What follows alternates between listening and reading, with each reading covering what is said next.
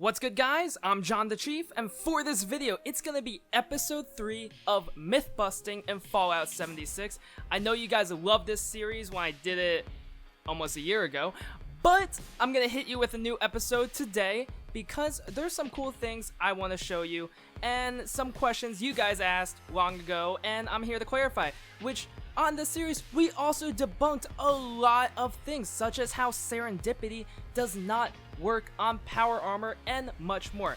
But for today's episode, we are going to be covering Strangler Heart power armor's effect on 2 different perks, and also the way Furious works with shotguns and explosive weapons. So let's begin with Strangler Heart power armor. Now, the idea of this was that Strangler Heart power armor would be super broken if it was combined with Suppressor and Tenderizer, because both of these perks proc when you hit an enemy, and what they do is that it makes it so the enemy will be dealing 30% less damage and taking 7% more damage if both perks are maxed out. Now, this doesn't sound like that big of a deal, but with the aura that Strangler Heart power armor creates, if they made it so that way it procced both Suppressor and Tenderizer, any melee attacker, as soon as they get within that aura, because they have to for melee attacks,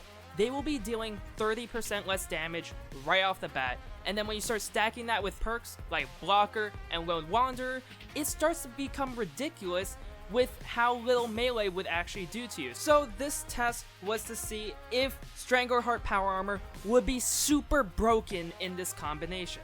So the way we tested it was that I had Strangler Heart power armor, and so did my friend Spider Games, and we wanted to see if the debuff would actually happen in our effects page, because that's how you could tell it was active. We saw that when we shot each other, the debuff was happening where we dealt less damage, and also we took more damage, and we tested it to see if the Strangler Heart power armor, just by being inside it, around each other, would trigger it. And unfortunately, no, it actually does not get triggered by Strangler Heart power armor. You actually need to attack the opponent with a gun or a real weapon. Even unarmed attacks were not triggering Suppressor or Tenderizer for each other. So you actually have to be using a real weapon in order to trigger these. So myth busted for that. Strangler Heart power armor does not trigger Suppressor or Tenderizer. Now for the Furious effect. A lot of you guys were asking me about how it works with explosive, and I'm gonna actually go into some extra details because Furious is one of the weirdest effects in the game because it's a bit inconsistent. So let me explain. First off, the way it's supposed to work is that every single time you hit the opponent, you deal 5% more damage until it caps off at around 45%. As you can see with my shotgun, I deal a base damage of about 25 per hit, and then it goes up to 36.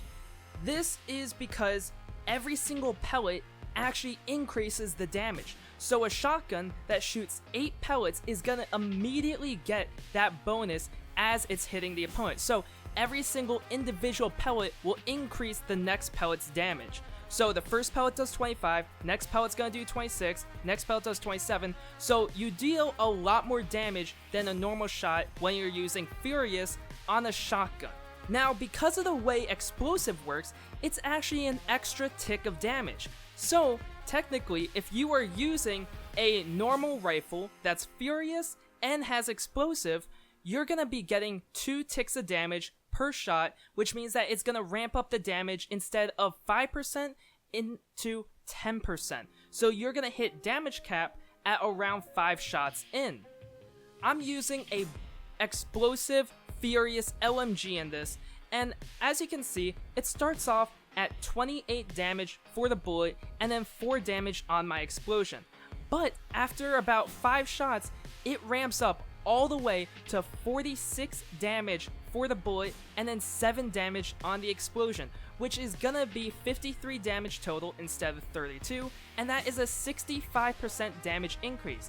And as I was testing it on other enemies, that's been the case, where the actual total damage increase for a Furious explosive weapon was 65% instead of the 45% that you get on just an explosive weapon. Unfortunately though, it did have some inconsistencies, because there were times where damage would just not increase at all. I was shooting the same exact spot on the enemy, and as you can see, damage was not ramping up at all. So this is one of the buggier perks in the game, but it is very powerful when it actually works the way it's supposed to do.